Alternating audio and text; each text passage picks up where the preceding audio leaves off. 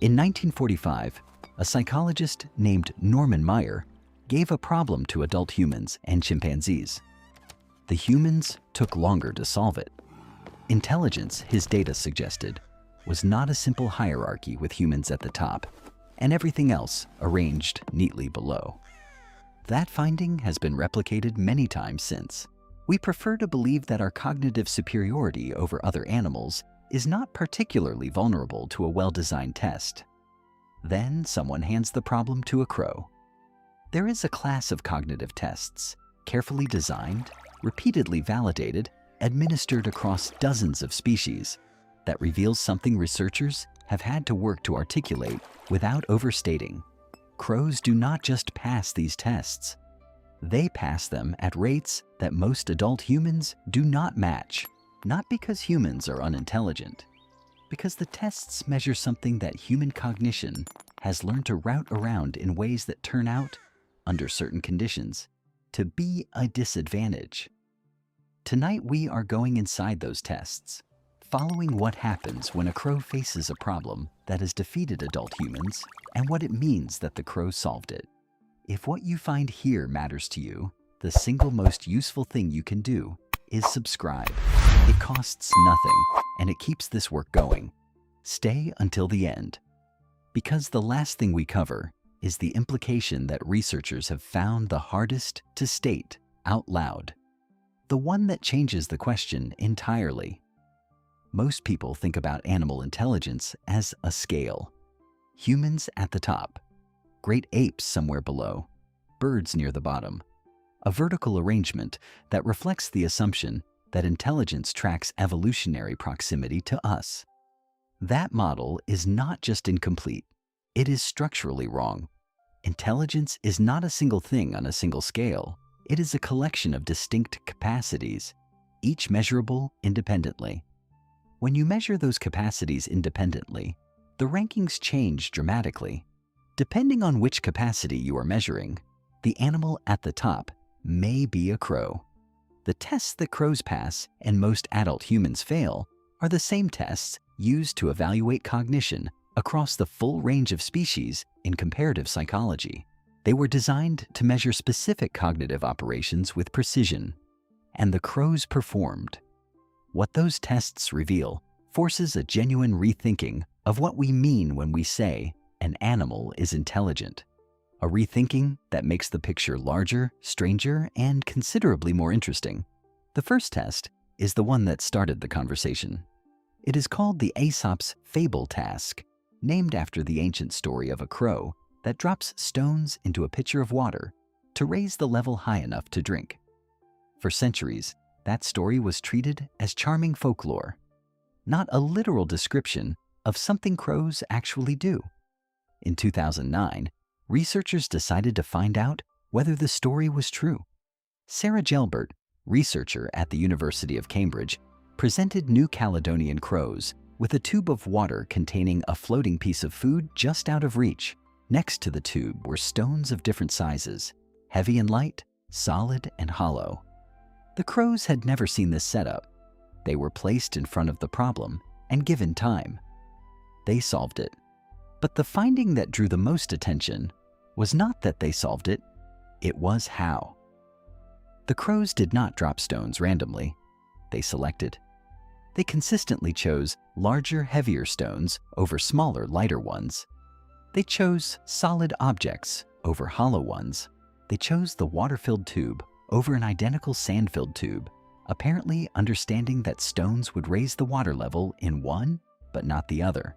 Without training, without any prior exposure to the causal relationship between stone density and water displacement, the crows were demonstrating causal understanding, an ability to model the physical relationship between objects and predict the outcome of an action before taking it. When analogous versions of this task were administered to human children, those below the age of approximately 8 consistently failed the components that the crows passed. And when versions were presented to adult humans under time pressure, the performance gap narrowed further. The Aesop's Fable was not a fable, it was a field report. The second test made researchers stop and reconsider what they thought they were measuring. It is called the trap tube task. A horizontal tube contains a reward. There is a hole above a trap. If the animal pushes the reward toward the trap side, it falls through and is lost. The correct solution requires understanding not just which direction to push, but why. When this task was first administered across species, great apes struggled with the causal version while performing well on superficially similar tasks solvable through associative learning. An animal can learn that pushing left produces reward without understanding why. Only the second kind of understanding transfers flexibly to new versions of the problem. Amanda Seed, researcher at the University of St. Andrews, found that crows solved the trap tube task through genuine causal understanding rather than associative learning.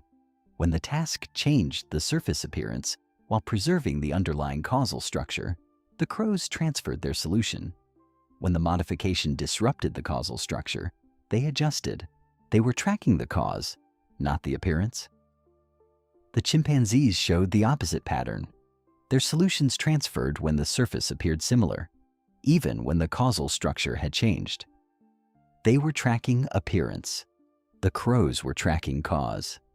In the domain of physical causal reasoning, corvid cognition appears to be organized differently from primate cognition, in a way that, for this class of problem, produces more accurate solutions. Researchers did not expect to find this. When the first results began accumulating, the field had a working explanation for why corvids performed the way they did. The explanation was ecological. Crows are tool-using animals. They manufacture and deploy tools in the wild to extract food from locations their beaks cannot reach. Tool use requires modeling the physical relationship between an object and an outcome. So corvids, the reasoning went, had evolved physical causal reasoning specifically in the context of tool use. The intelligence was real, but narrow, a specialized adaptation to a specialized ecological niche. Then, Christian Rutz, researcher at the University of St. Andrews, complicated the picture.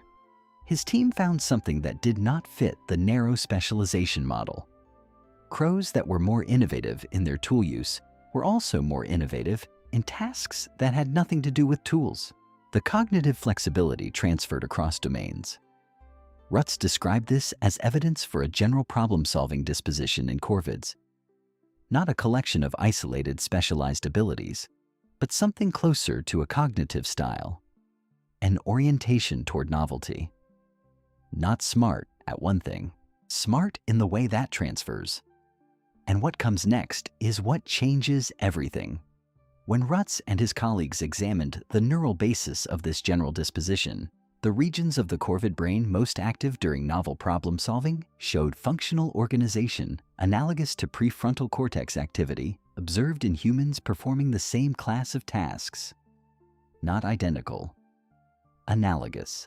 Two evolutionary lineages, separated by 300 million years of independent development, converged on the same functional solution to the problem of intelligence. The crow built it independently, and it built something that works. The fourth test shifted the conversation from impressive to genuinely unsettling. It is called the string-pulling task. A reward is attached to the end of a string. The animal must pull the string up in segments, holding each segment with its foot while reaching down for the next. The problem requires sequential action planning, representing a multi-step process, maintaining the goal across each step, executing the steps in the correct order without losing track. Chris Bird, researcher at the University of Cambridge, found that corvids solved the string-pulling task through genuine sequential planning rather than step-by-step learning. When the string was modified mid-task, the crows detected the disruption and adjusted. They were monitoring the progress of a planned procedure and responding to deviations from it. The sequential planning evident in corvids appeared earlier in development than the analogous capacity appeared in human children. Not because crows mature faster in a general sense, because the specific cognitive architecture supporting sequential planning appears to be functional earlier in corvid development. The string is hanging in front of the crow. The reward is visible at the end. Without any prior exposure to this specific problem, the crow begins pulling, methodically, one segment at a time. It does not rush. It does not lose the sequence. It retrieves the reward on the first attempt in the same efficient sequence a human with full understanding of the task would use. The crow figured it out before it started. The fifth test is the quietest, and in certain ways, the most significant. It is called the metacognitive monitoring task. Metacognition is the ability to think about your own thinking, to know what you know and what you do not know, and to adjust your behavior accordingly. For a long time, it was considered uniquely human. Then it was extended cautiously to great apes, then to dolphins. The extension to birds was considered unlikely. Edward Clayton, researcher at the University of Cambridge, gave crows the opportunity to seek additional information before committing to a choice. When the crow had full information, it responded quickly. When the information was obscured or incomplete, it paused, sought additional information, and behaved like an animal that knew it did not know and was doing something about that uncertainty. Clayton's data showed that corvids reliably distinguished between trials where they had sufficient information to act and trials where they did not. This is the behavioral signature of metacognitive monitoring, not a perfect analog to human self-reflection, but a functional equivalent that serves the same purpose. When the same task was presented to human adults under conditions that discouraged deliberate analytical reasoning, forcing rapid responses, the advantage of human cognition over corvid cognition diminished substantially. The crow, operating without deliberation or language, was performing metacognitive monitoring as a default operation. The human, stripped of the deliberate mechanisms that normally support metacognition, was no longer reliably outperforming the bird. We need to stop running the tests for a moment. None of what we have covered is ultimately about what crows can do. It is about what it means that they can. You passed the intelligence tests you were given in school. You built, through years of education and experience, a cognitive toolkit that is genuinely extraordinary in its range and depth. You're using it right now, tracking implications, evaluating evidence, constructing meaning from language. That is remarkable. That is real. And a crow, sitting on a wire somewhere in your neighborhood, just solved the same class of causal problem that stumped your closest evolutionary relative. The discomfort that produces is worth examining, because the discomfort is information. It is telling you that the model of intelligence you have been operating with, the one where humans are at the top and everything else arranged by proximity to us, is producing a prediction that the data does not support. Gisela Kaplan, researcher at the University of New England, found that the cognitive capacities most clearly demonstrated in corvids evolved to solve complex, unpredictable, socially embedded problems in environments that change faster than genetic adaptation can track. The capacities that allow an animal to do something it has never done before when the situation demands it. That description fits crows. It also fits humans. Not because we are the same, because we faced similar problems and built similar solutions by entirely different means. The crow on the wire is not a simplified version of you. It is the endpoint of an evolutionary experiment that ran in parallel to yours for 300 million years, arrived at something that overlaps with what you are in ways neither of you designed. When you look at a crow, you are not looking down the evolutionary ladder.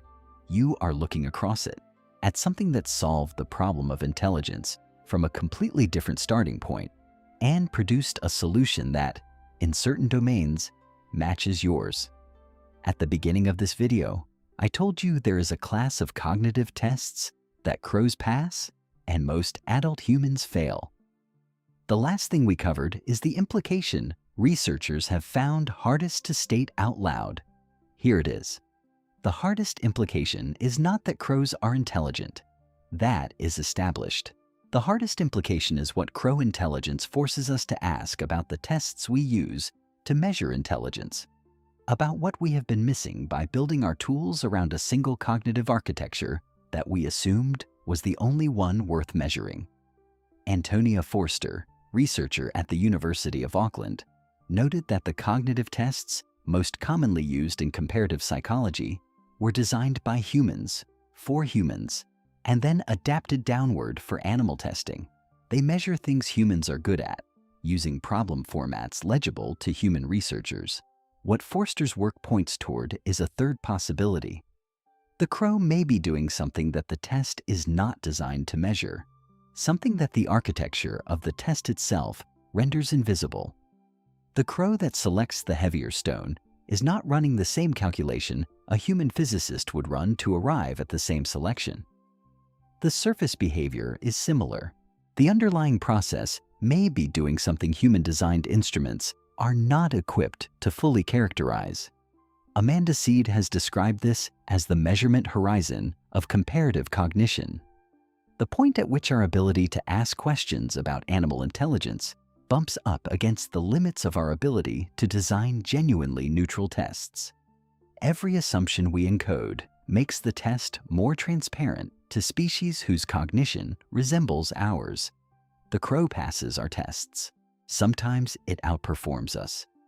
And the test designers are increasingly certain that the crow is doing things that none of the tests have yet successfully measured.